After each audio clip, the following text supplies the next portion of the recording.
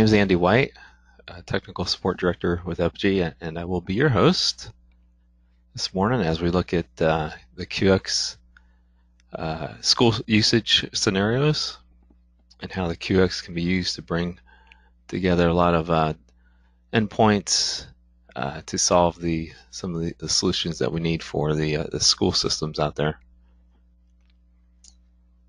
All right, we're going to take a look at I've allowed an hour session. We're going to review some slides.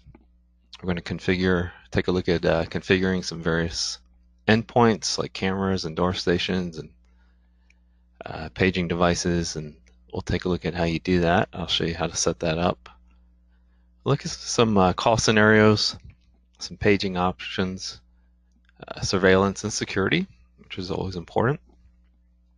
We want to get some security alerts, the class change bells, and then we'll wrap it up by looking at the support portal, and at the end we'll save some time for questions. I will have everybody muted for the duration of the call, and towards the end, like I said, we'll try to get to some questions if you have some. All right, what are some of the requirements when it comes to solutions for schools? All right, the first and one of the main things is it's got to be reliable. All right, you need security alerts these days, so obviously that's with all that's going on out there. 911 notification, panic buttons, emergency alert system, all that's got to be available. All right, it's evolved.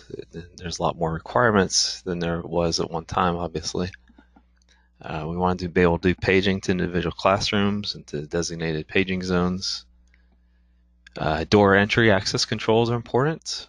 People come to the front door of the school, they shouldn't just be allowed to walk in anymore. Okay, they need to be able to ring a bell and somebody take a visual and take a look at them and either allow or deny access. And we need some flexibility for dialing plans and be able to integrate with some other solutions. And the school system is always on a budget, so affordability is a concern as well. All right, how do you bring some of these solutions together? What we want to show is how you can do that with the Epygi, the QX product line. How you can bring a lot of these diverse various endpoints together and partner software to offer the functionality that's required. With the audio video phones, it's based on simple, we can allow voice, of course, and video calls between phones and to be able to dial the cameras. Door openers can be programmed. They can ring groups of phones for access control. You can see and you can talk to the person at the door and then allow the door to be open using a keypad. You can use the phones to page classrooms or to paging zones, and you can also page through cameras. For a multi-campus environment, you can set up a dialing plan, 2-3-digit dialing, actually, however many digits that you need. You can also reach cameras at the other locations and door openers. And with third-party software, they can be used for bells, announcements, emergency notifications. You can even do some of that within the QX itself, which I'll show you how to do. Of course, you can program a panic button on the classroom phones. So when it's pressed, you can dial many phones, and it plays. It can even have an alert where you can, panic alert where you can broadcast a message. All right, you have a lot of these different devices. Looking at the page, it shows a lot of different devices out there, a lot of different endpoints. We want to show you how you can integrate many of these solutions with Epygi and to provide you a lot more opportunities for integrators, obviously more opportunities, more revenue. We partner with all these different manufacturers. All right, and all these devices have been used at one time or another with the system. We've got video phones with Polycom, Fanville, Yeelink, Grandstream, AccuVox, a variety of different SIP phone manufacturers, over 15 and counting. Over 160 different supported phone models and counting. Many different SIP trunk providers. I've listed just a handful here: ClarityTel, SOTEL, NextVortex, FlowRoute. But we've worked over the years, Epygi, we've worked with literally hundreds of ITSPs. All right, so this is obviously a very short list. Door openers like Mobotics and CyberData, Alphatex, Surix, 2N, video cameras, Mobotics, GrandStream, AccessCom, paging adapters, different audio devices like Sennheiser, Adasound, and then other devices such as Leviton, where you bring in the whole home automation solution. So I want to show how we can bridge together all these different devices and bring them together. We do show this slide shows the solution for workplace as well as schools. Some of the scenarios. Okay, you have zone paging, where you can have you can page to a phone or cameras. You can have a dial or scheduled notifications on the QX to either one or many paging devices. Surveillance. So here you got you can dial into camera. So you got an overhead camera. Like all these will be treated. You see the phones here on the left. Those can be those are obviously extensions. They can have panic buttons on them. The cameras can have extensions on them. Door openers can be treated like an extension. You have access control, dial notifications with panic buttons to classrooms or mass notification. We can have scheduled notification, and you can have also you can do notifications for things like class change. Okay, there's a software vendor out there for it's Bell Commander, and they have a software application and it works with SIP. They have a SIP client endpoint, so it can be initiated and it can work with the QX product. And then paging adapters for overhead paging. All right, you have some of the basic functions, usage scenarios. Find me, follow me. For example, like somebody at a door station comes to the door, they want access. They press the door opener. They can dial to many extensions. They can go after hours to a voicemail or after hours to a remote phone or mobile phone. And then once you answer the call, you can open a door with a keypad if needed, if you know the person. From your extensions, you could dial to security cameras and make video calls. Cameras, for example, like this overhead camera. When somebody comes into view of that camera or somebody walks in front of it and that they're not supposed to be there, it can trigger calls to phones and apps so you can actually see the person and see what they might be doing. All right, when you're looking at multi-schools, school system, obviously, many times you get it's not just one school, but many schools that you're working with, and you can have calls between those schools.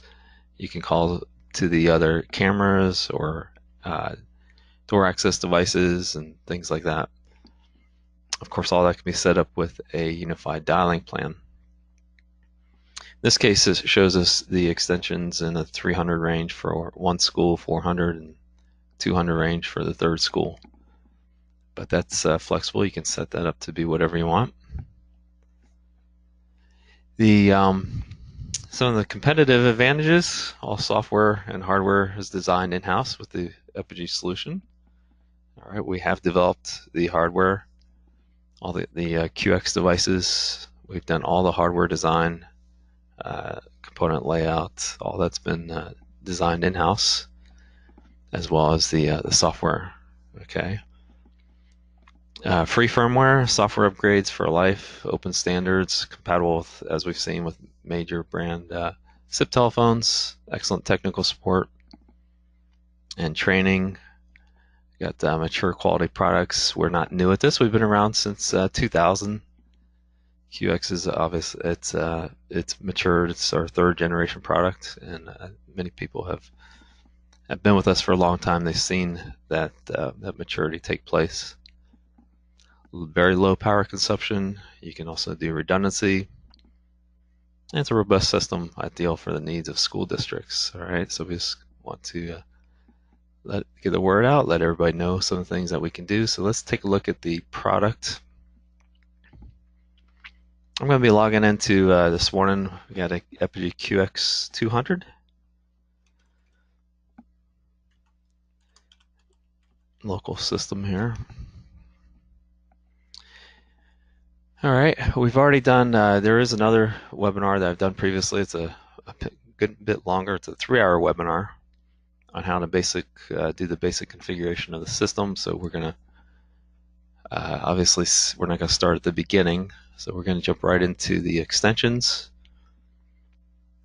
and go to the extensions tab. So this is the extensions management table.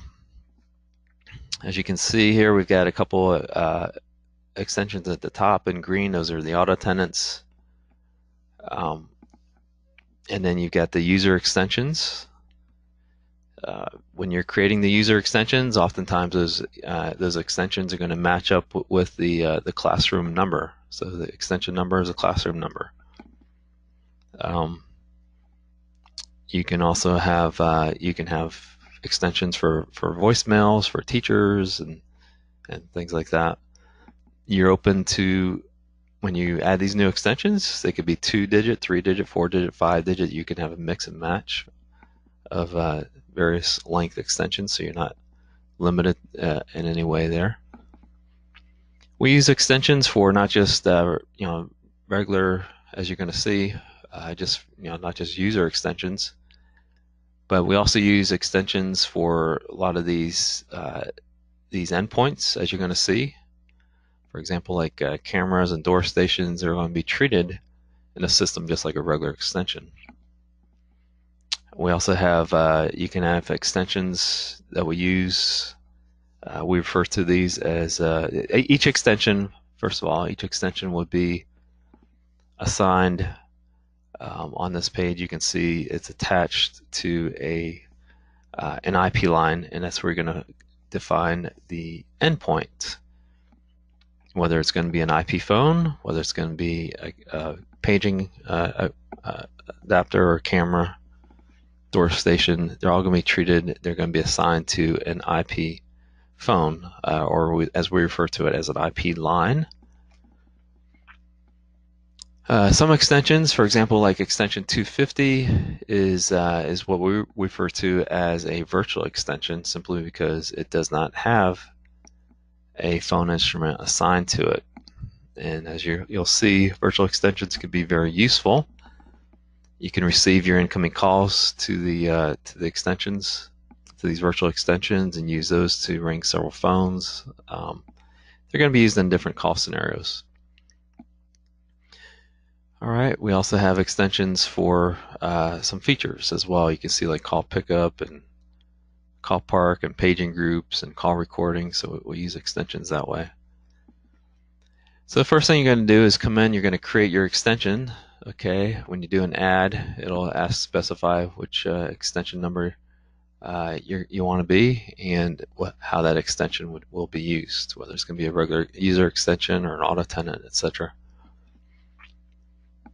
All right, then after you create the extension, you can, for example, you can go to, let's go to Andy's extension 100. You could either put check beside it, do an edit, or we've given you these little icons here. These are shortcuts. The one on the right will take you to the admin settings, where I can change the display name, and you can assign the IP line that that extension is assigned to. All right, of course, there's some other features here and things like that that we're not going to